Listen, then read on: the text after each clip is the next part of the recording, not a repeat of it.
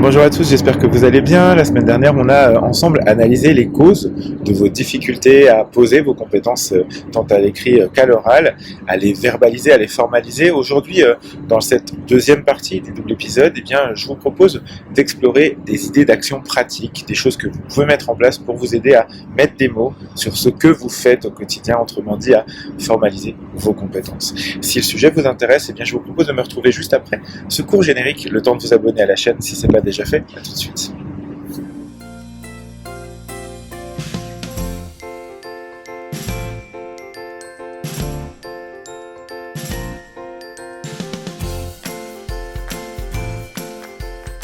Bienvenue pour ce nouvel épisode du Conseil V de la semaine, j'espère que vous allez bien.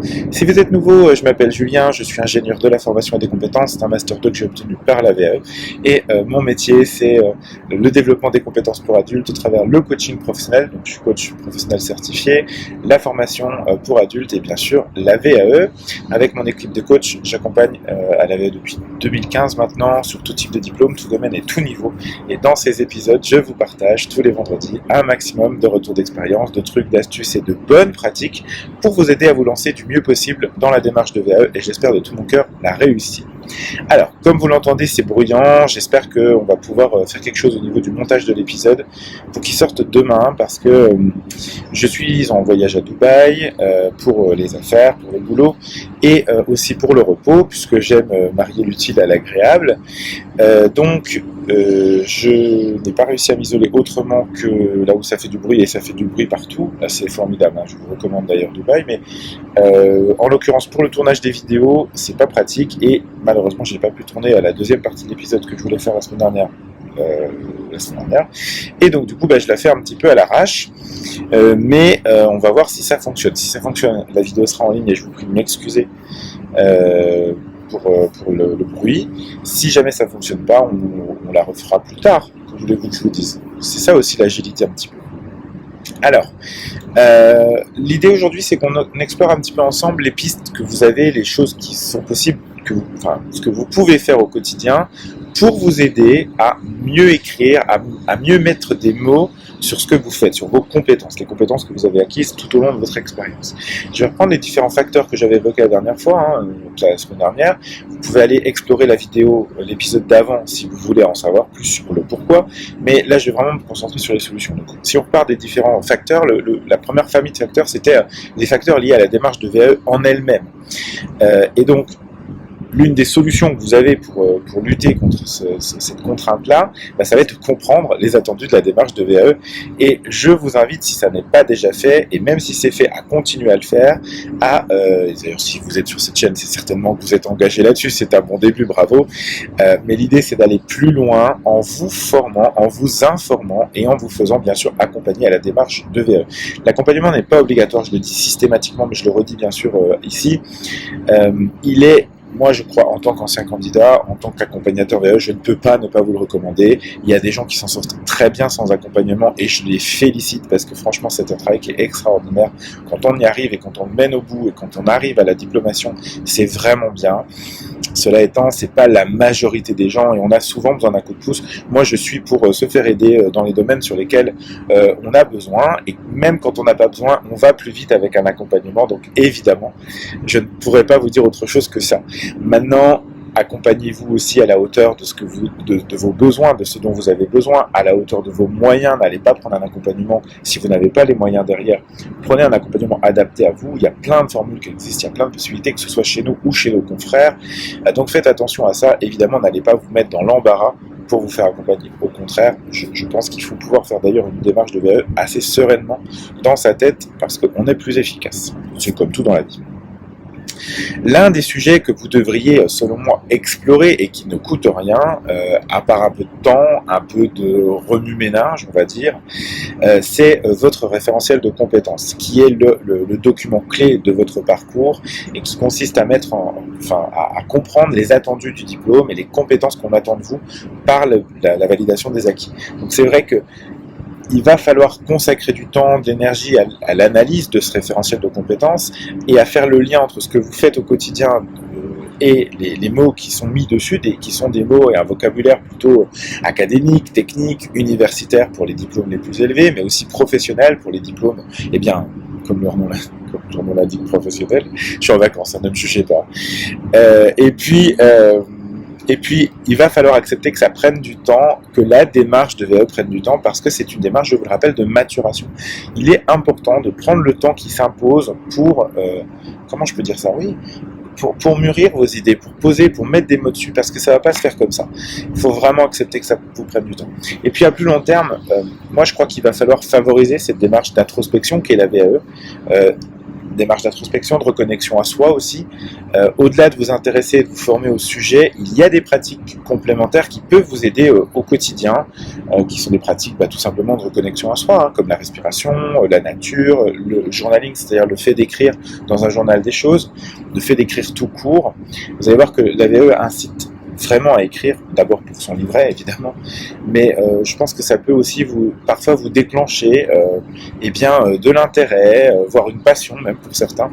J'ai beaucoup d'anciens candidats qui sont venus derrière à écrire des choses, écrire ce qu'ils faisaient au quotidien, tout simplement pourquoi? Parce que le rapport au papier vous permet de prendre du recul, de la hauteur sur ce que vous faites, et ça c'est toujours intéressant, que ce soit bien sûr sur votre activité professionnelle, mais aussi sur votre vie tout court, que ce soit des réflexions plus spirituelles, philosophiques, de ce que vous vivez, des souvenirs dont vous voulez garder une trace, des ressentis, des émotions, peu importe.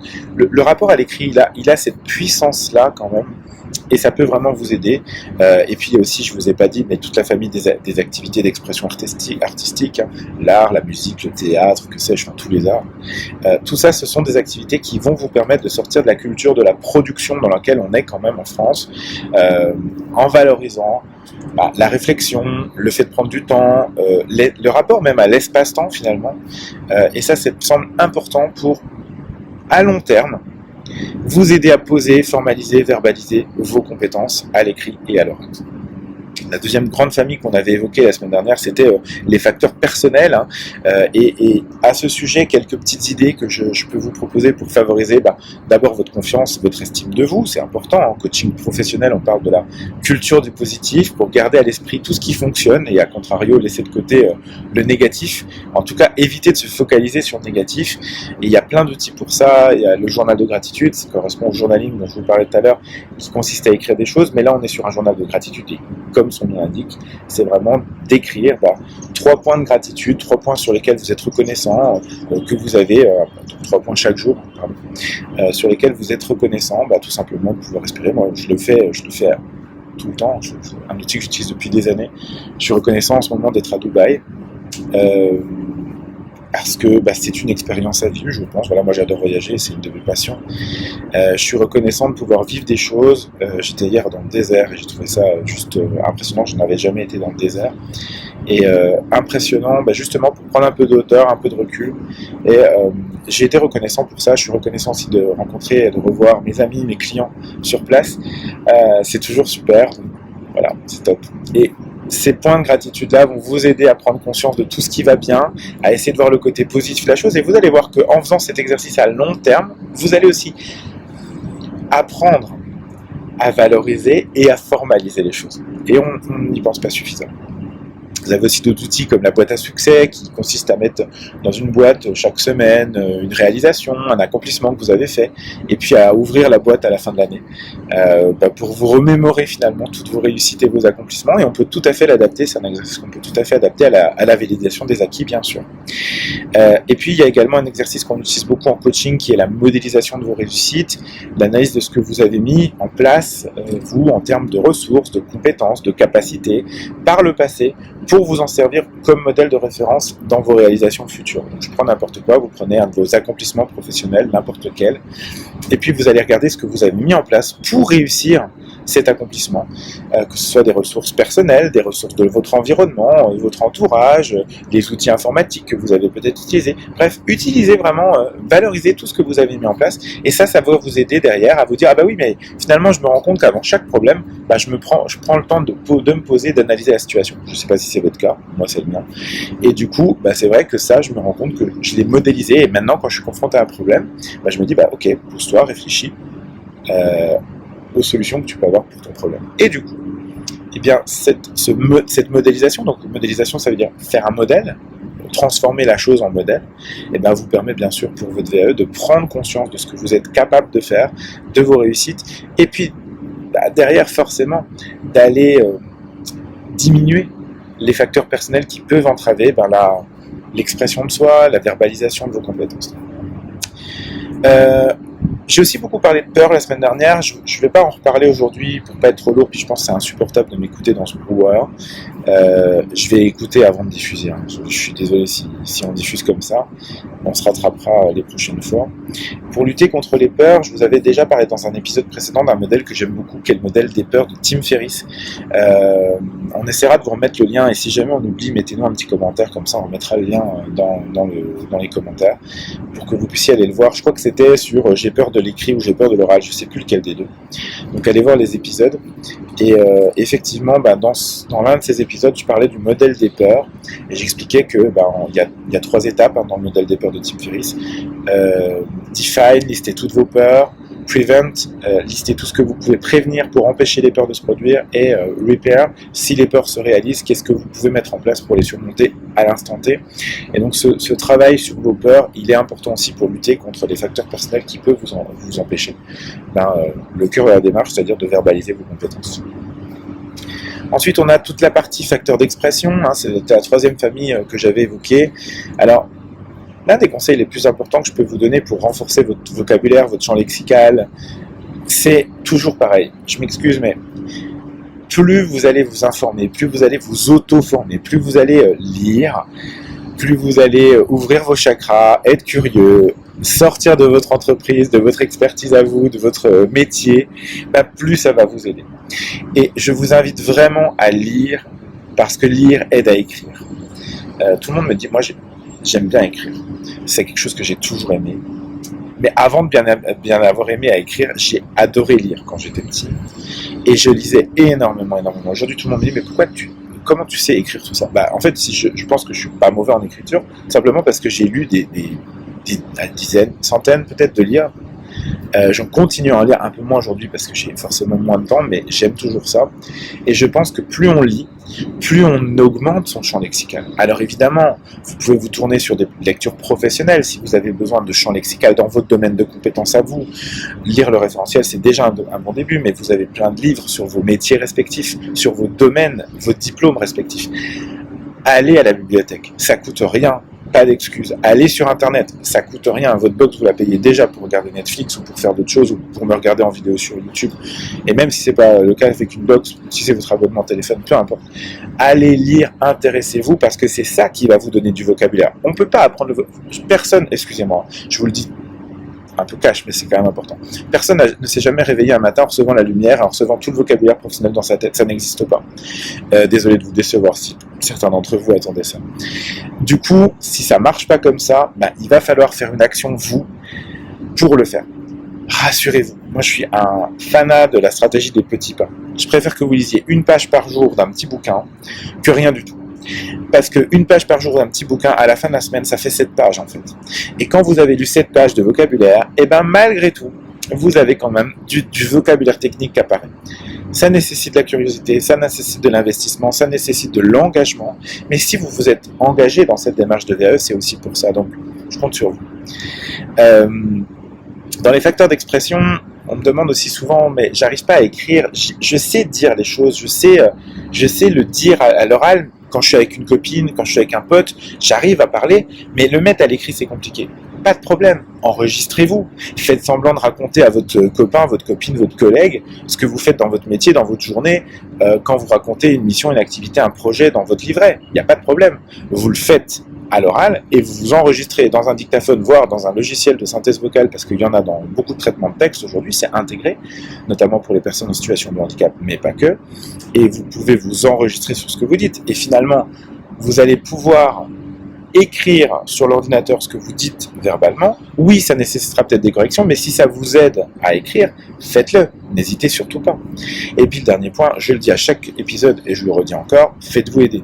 Si mettre à l'écrit c'est compliqué pour vous, faites-le avec une ou deux personnes au démarrage, et puis pour au moins vous lancer, essayez, faire un premier pas, et puis au fur et à mesure, vous allez voir, ça va devenir de plus en plus facile, quel que soit quoi que vous fassiez dans la vie, c'est toujours pareil.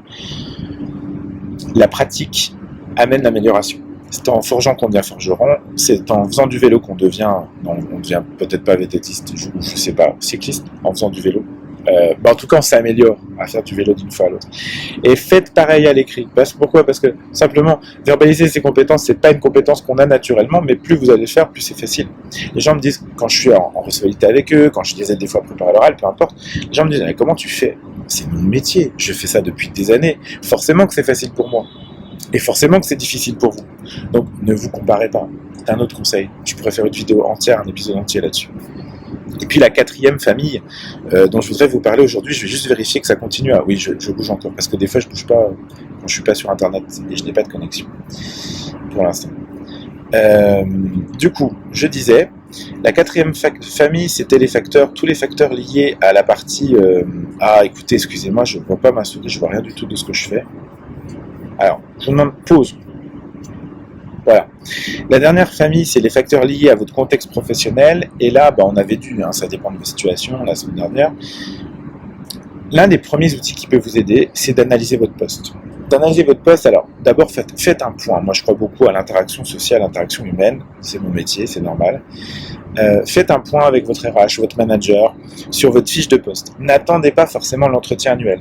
Pourquoi je dis ça ? Parce que la dernière fois, je disais, c'est compliqué, quand on a un poste qui est compliqué, de mettre tout ce qu'on fait. Ok, ça peut arriver. C'est pas forcément votre cas, mais si ça l'est, prenez un moment pour faire un point sur votre fiche de poste, sur vos missions, sur vos objectifs, pour revenir à ce qui est important pour vous. Et comment je peux dire ça ? Oui, prenez vraiment ce moment pour regarder ce que vous faites, ce que vous ne faites pas par rapport à votre fiche de poste initiale, parce que ce qui compte en VAE, je ne le dis pas assez, c'est ce que vous faites réellement. S'il y a écrit des choses dans votre fiche de poste que vous ne faites pas, on s'en fout, nous, en VAE. Nous, ce qui compte, c'est ce que vous faites vraiment, même si ça n'est pas écrit sur votre fiche de poste.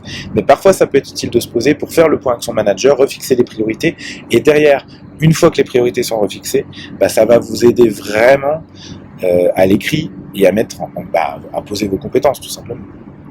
Et puis, je crois beaucoup ce qu'on appelle les job swaps, les vies ma vie en français. C'est le fait d'aller voir un métier, de faire venir quelqu'un dans votre métier pour lui expliquer ce que vous faites. Le meilleur conseil que je puisse vous donner, c'est de faire venir un stagiaire de 3e.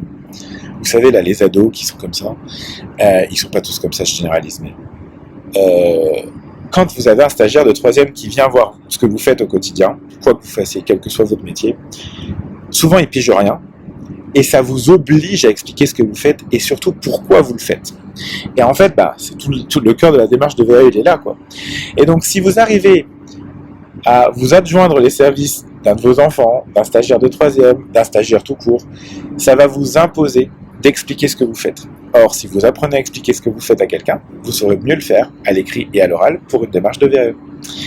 Voilà ce que je voulais partager avec vous. Encore pardon pour les nuisances sonores, mais ça valait le coup pour moi parce que vous voyez, j'ai réactivé mon bronzage, je suis super content. Ça m'a fait du bien de me poser un petit coup aussi parce que la rentrée est très intense. Je vous prie encore de nous excuser parce que je sais qu'on a des délais de traitement qui sont un peu plus lents que d'habitude. La situation devrait revenir à la normale très vite. C'était vraiment pas le meilleur moment pour partir en congé et en même temps, je crois que tout est juste et que ça l'était finalement parce que je pense que j'aurais pété les plombs si j'étais pas parti un petit peu. J'ai un petit peu travaillé à Dubaï aussi et parce que j'ai du boulot et parce que j'ai vu des clients et parce qu'il y a plein de choses qu'on va lancer prochainement aussi. Donc voilà et voilà, c'est tout ce que je voulais vous dire. Donc merci encore de votre patience, de votre compréhension. Je sais que vous êtes tous adorables et je vous remercie, on a une belle communauté. Merci aussi pour le challenge des 1000, on avance vraiment bien grâce à vos partages, grâce à vos likes, grâce à vos abonnements, donc je vous remercie infiniment. Et puis on continue, je vous retrouve la semaine prochaine en France dans un cadre beaucoup plus serein pour un nouvel épisode du Conseil VAE de la semaine. D'ici là, abonnez-vous, je vous embrasse, prenez soin de vous, prenez soin de vos proches et je vous dis à très vite.